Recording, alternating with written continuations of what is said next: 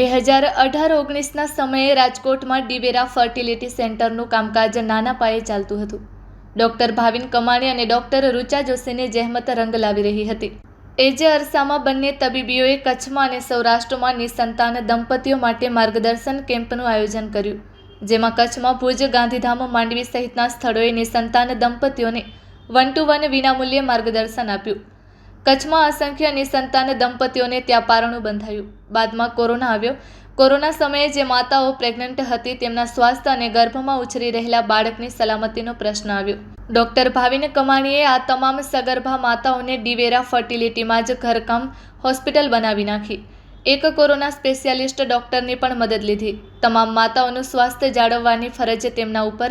એ સમયે માણસો તો ક્યાંથી મળે, એટલે ડીવેરા પરિવારના મહિલા સભ્યોએ તેમના ઘેર દર્દીની અને તેમની સાથે આવેલ કેરટેકરની જમવાની જવાબદારી સંભાળી. ડીવેરાના વનમેન આર્મી અભયભાઈ કમાણી, મિસિસ ડૉક્ટર ભૂમિ કમાણી વગેરેએ મોરચો સંભાળી લીધો. ડૉક્ટર કમાણી અને ડૉક્ટર રુચા જોશીએ હેમખેમ એક પણ અનિચ્છનીય કેસ વગર જેટલી સગર્ભા માતાઓને સંતાન પ્રાપ્તિનું વચન પૂર્ણ કર્યું.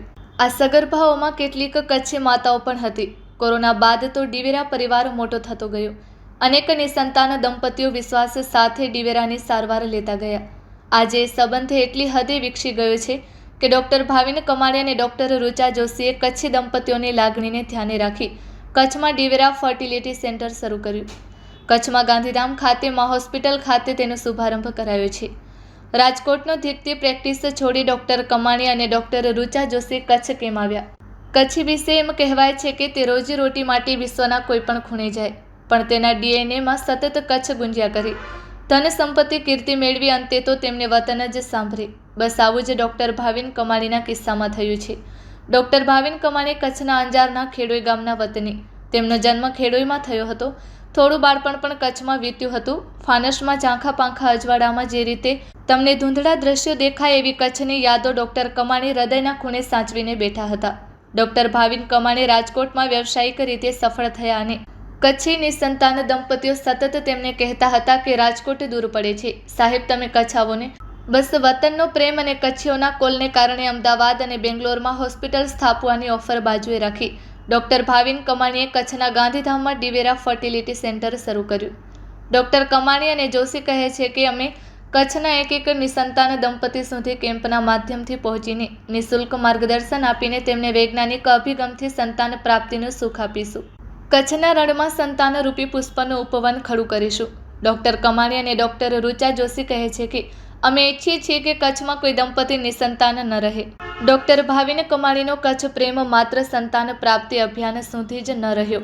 કચ્છમાં અવારનવાર આવતા ગયા તેમ કચ્છની ભૂમિનું નેટવર્ક આવતા જ જાણે કે વાઈફાઈ કનેક્શનથી અંદર ધરબેલો વતન પ્રેમ વ્યક્ત થયો.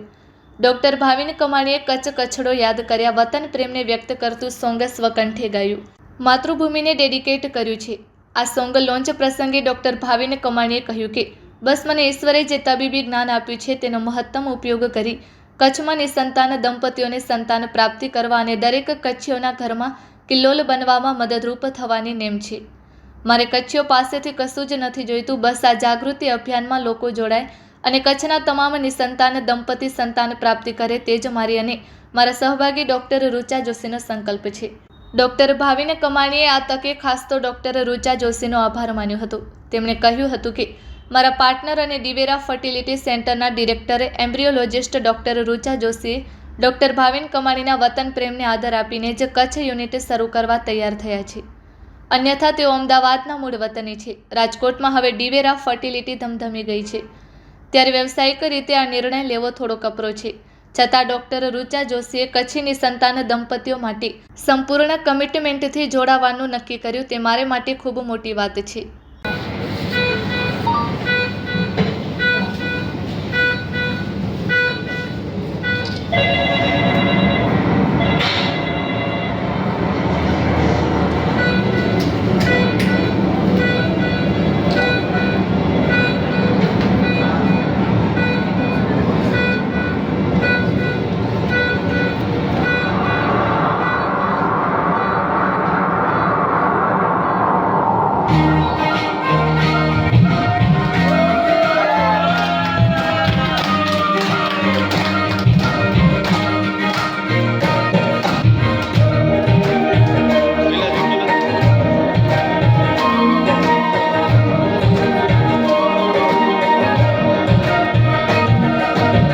कचड़ो याद करिया मन वतन याद करिया कचड़ो याद करिया मन वतन याद करिया मुझे मट्टी रे बुलावे मोहे कचड़ो याद करिया मुझे मट्टी रे बुलावे मोहे कचड़ो याद करिया मिट्टी आए कच्छ दी बोली लिखा है कच्छ जमानो कचनिया धरती ऊपर मारी जिंदगी हुआरो मिट्टी आए कच्छ दी बोली लिखा है कच्छ जमानो कचनिया धरती ऊपर मारी जिंदगी हुआरो गाँवनी गलियों में विद्युत जावरू बचपन। એટલે આઈવીએફ ટેકનોલોજીની અંદર અત્યારે જુઓ ને તો રોજ એક નવી કાં તો દવા કાં તો ટેકનોલોજી એનો છે ને રોજ નવું કાંઈ પણ સંશોધન આવતું હોય છે અને આ સંશોધન જે છે એ ડેઇલીના રિસર્ચ પેપર્સ આવતા હોય એની અંદર અમે ઘણું બધું સ્ટડી કરીએ છીએ. એટલે એડવાન્સમેન્ટની તમને વાત કરું તો અત્યારે પીજીએસ પીજીડી ટેકનોલોજી છે એનું એડવાન્સમેન્ટ ઘણું સારું છે. પહેલાં જે તપાસો છે એ ભ્રૂણનો એક ભાગ લઈ અને અમારે મોકલવો પડતો હતો, એ હવે ભ્રૂણના ભાગ વગર પણ અમે ભ્રૂણની આજુબાજુનું જે પણ કેમિકલ મીડિયા એને અમે કહીએ, એ જે કેમિકલ હોય એ કેમિકલમાંથી પણ અમે ટેસ્ટ કરી શકીએ છીએ કે ભાઈ ભ્રૂણ છે તો એ બરોબર છે કે એમાં કંઈ પ્રોબ્લેમ છે. બીજું છે કે જે લેઝર હેચિંગ જે વર્ષો જૂની ટેકનિક છે એની અંદર પણ ઘણા બધા નવી ટેકનોલોજી, નવા એઆઈના યુઝેજ, આવું ઘણું બધું આવેલું છે. એટલે એડવાન્સમેન્ટ તો બહુ સારું છે. સૌથી પહેલી વિશિષ્ટતા તો એ છે કે આવનારો જે દર્દી છે એ દર્દીને સૌથી પહેલું તો જે લાગે છે પોતાનાપણું.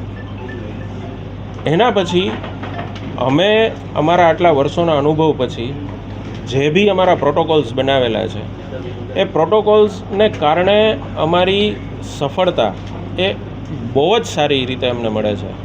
બીજું કે જે અત્યંત આધુનિક લેબ કહેવાય એવી લેબનું નિર્માણ કરવું પડે કે જે લેબની અંદર જેમ ગર્ભની અંદર બાળક ઉછરે અને એવું જે વાતાવરણ હોય એવું જ વાતાવરણ જ્યારે તમે લેબમાં બનાવો ત્યારે જ તમને સાચી સફળતા મળે. એટલે એવી એક અત્યંત આધુનિક લેબનું પણ અમે નિર્માણ કરી શકીએ છીએ. એટલે નિશ્ચિત રૂપે સફળતાનો દર તમને સારો જ મળવાનો છે. મારા ગાયકીની જર્નીમાં મારા 3 જે મારા ગુરુઓ છે, સૌથી પહેલાં મારા મમ્મી કે જેમણે મને શાસ્ત્રનું જ્ઞાન આપેલું છે.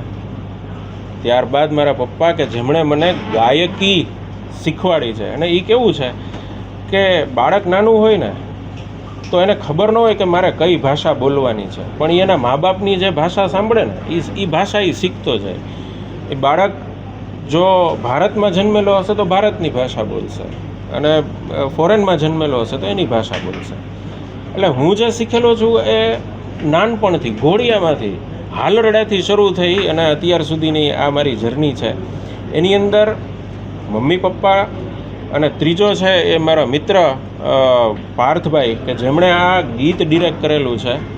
અમે બહુ નાના હતા ત્યારે સાથે ભણતા, ભણ્યા કેટલું એ તો ખબર નથી, પણ જે મિત્રતા જે નાનપણની છે ને એ હજી સુધી એટલી અકબંધ છે કે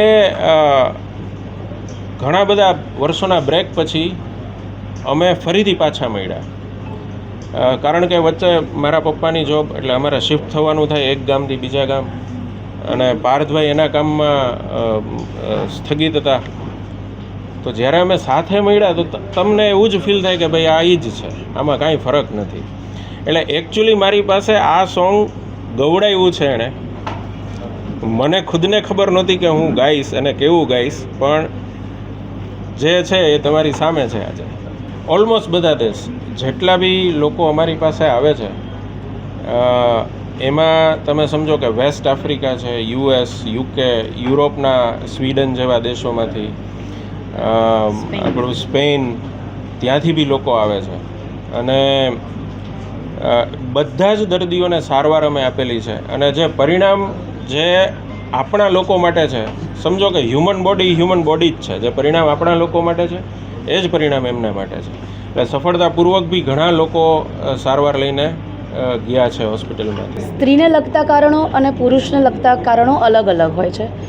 સૌથી ખાસ કારણોમાં આપણું વાતાવરણ, આજનો ખોરાક, બેઠાડું જીવન, લેટ મેરેજીસ આ મુખ્ય કારણો છે. એની જોડે જોડે તમાકુની વધારો પડતો ઉપયોગ આજકાલના જમાનામાં પુરુષોના વંધ્યત્વના કારણનું મુખ્ય કારણ એ બી બની રહ્યું છે. એની જોડે જોડે જીનેટિક કેટલીક ખામીઓ કે જે આનુવંશિક લક્ષણોમાં આવતી ખામીના કારણે જે વંધ્યત્વ થાય છે દિન પ્રતિદિન વધતું ગયું છે. ડાયાબિટીસ, બ્લડ પ્રેશર જેવા રોગો બી દિન પ્રતિદિન નાની ઉંમરમાં જોવા મળે છે. તમે જોતા હશો કે હાર્ટ એટેક નાના નાના લોકોને આવે છે. એનું કારણ શું? તો દિવસે ને દિવસે આપણું શરીર પહેલાંની કમ્પેરમાં નબળું પડતું જાય છે, જેની એક અસર વંધ્યત્વ પર બી એટલી જ છે. એટલે આ બધા મુખ્ય કારણો છે વંધ્યત્વને લગતા. જો દરેકનું શરીર અલગ હોય, દરેક સ્ત્રી અલગ અલગ શરીર હોય, દરેક પુરુષને અલગ અલગ કારણો હોય. એટલે જેનું રોગ હોય ને એ રોગ પ્રમાણે જ અમે એનું ટ્રીટમેન્ટ કરતા હોય છે. ઘણા દર્દીઓને 10 રૂપિયાની દવામાં બી સારું થઈ જાય અને ઘણાને જેવી રીતે કે ગર્ભાશયમાં બાળક ચોંટવાનો સમય જ નક્કી ન થતો હોય એવા મોટા મોટા રોગો કે જે કોઈ બી સ્ત્રીના શરીરમાં 24 કલાકનો નિશ્ચિત સમય હોય જ્યારે બાળક અંદર ચોંટી શકે કોઈ બી સ્ત્રીમાં, એ સમય શું છે એ ઘણી સ્ત્રીઓમાં આગળ પાછળ હોય છે, જે આજકાલનું આધુનિક વિજ્ઞાન છે. આ અગર સમય નિશ્ચિત નથી એવી સ્ત્રીઓની સારવાર 5 થી 7 લાખ સુધી બી પહોંચતી હોય છે. સો આ આખો સફર છે. દરેક સ્ત્રી અલગ અલગ અલગ દ્રષ્ટિએ અલગ રોગ પ્રમાણે અલગ સારવાર હોય છે. ના, કૃત્રિમ રીતે બાળક વધારે સારી રીતે જન્મે, કારણ કે આજકાલનું આપણું શરીરમાં બધા ન્યુટ્રિશન અવેલેબલ હોય એવું જરૂરી નથી. તો જ્યારે ગર્ભ શરીરની બહાર બનતો હોય ત્યારે એમાં આપણે દરેક પ્રકારના, એટલે કે અમે જે મીડિયા કોમ્પોઝિશન યુઝ કરીએ એમાં દરેક પ્રકારના ન્યુટ્રિયન્ટ્સ હોય, અવેલેબલ હોય એવું વાતાવરણ હોય જે માતાના ગર્ભ કરતાં બી કદાચ બેટર હોય, કારણ કે માતાના ગર્ભમાં બી આજકાલ બેક્ટેરિયા, વાયરસીસ, માઇક્રોપ્લાસ્ટિક, DNA RNAની ખામી, ઘણી બધી વસ્તુઓ જોવા મળે છે. કોથળી નબળી હોવી, આ બધા એવા કારણો છે. તો આ બધા કારણો લેબમાં આપણે સુધારી શકીએ એટલા માટે જ IVFથી આવતા બાળકો વધારે એક્ટિવ જોવા મળે છે. એવા ઘણા રિસર્ચ પેપર છે જે એવું બતાવે છે કે IVF-વાળા બાળકો વધારે, એટલે કે કૃત્રિમ પદ્ધતિથી બનાવેલા બાળકો વધારે સિલેક્ટેડ અને સારા હોય છે. આજનો પ્રોગ્રામ આપણો છે કે દિવેરા IVF એક નવું આશાનું કિરણ રહીને ગાંધીધામમાં આવી રહ્યું છે. ગાંધીધામમાં આપણે અતિ આધુનિક સેવાઓથી સજ્જ લેબોરેટરી કરી રહ્યા છે. એની જોડે જોડે આપણે માર્ગદર્શન કેમ્પના આયોજન કરીએ છીએ, જે ગામડે ગામડે, એટલે કે નાના ને મોટી જગ્યાએ ડિફરન્ટ તારીખો સાથે તમને નજીકના ભવિષ્યમાં જોવા મળશે. આવતીકાલે ભુજમાં બી માર્ગદર્શન કેમ્પનું આયોજન છે. એટલે મારી નમ્ર અપીલ છે એવા દરેક વ્યક્તિઓ જે વંધ્યત્વથી પીડાય છે અને જેને જરૂર છે અમારી એ માર્ગદર્શન લેવા માટે ફ્રી કેમ્પ છે, તો માર્ગદર્શન લેવા માટે આવે અને અચૂક એનો લાભ લે. કેવી રીતે તમારો સંપર્ક કરી શકે? અમારો સંપર્ક કરવા માટે અમારા મોબાઈલ નંબર આપેલા છે. એ મોબાઈલ નંબરથી અમારા સંપર્ક કરી શકે છે અને કેમ્પમાં રજિસ્ટ્રેશન કરાવીને જ અમારો સંપર્ક કરી શકાય છે. અલગ અલગ જગ્યાએ અલગ અલગ તારીખોએ માર્ગદર્શન કેમ્પ રાખેલા છે. મુન્દ્રા છે, પછી ભુજ છે, રાપર છે. તો આ દરેક જગ્યાએ અમે જ્યારે કેમ્પનું આયોજન કરીએ એ દરમિયાન અમે એ પ્રમાણેની એડ આપીશું, મીડિયાને અમે ઇન્ફોર્મ કરીશું. તો તમે એ રીતે પહોંચાડશો જેથી અમે લોકો દર્દીઓ સુધી યોગ્ય સમયે પહોંચી શકીએ, દર્દીઓ અમારા સુધી યોગ્ય સમયે પહોંચી શકે. ભુજમાં ડૉક્ટર દેવેન્દ્ર ડાંગરની ન્યૂ લાઈફ ચિલ્ડ્રન હોસ્પિટલ છે, ત્યાં આગળ અમારા કેમ્પનું આયોજન છે. ડૉક્ટર ભાવિન કામાણી, આ જે સંગમ છે ને એ વિજ્ઞાન અને અંદરની લાગણીઓનો અદ્ભુત સંગમ છે. આ સંગમ માતૃત્વ પ્રાપ્તિ જોડે જોડે પોતાની જન્મવૃત્તિ ભૂમિ પ્રત્યેનું જે ઋણ ડૉક્ટર કામાણી અદા કરવા માગે છે એ માટેનું સોંગ છે.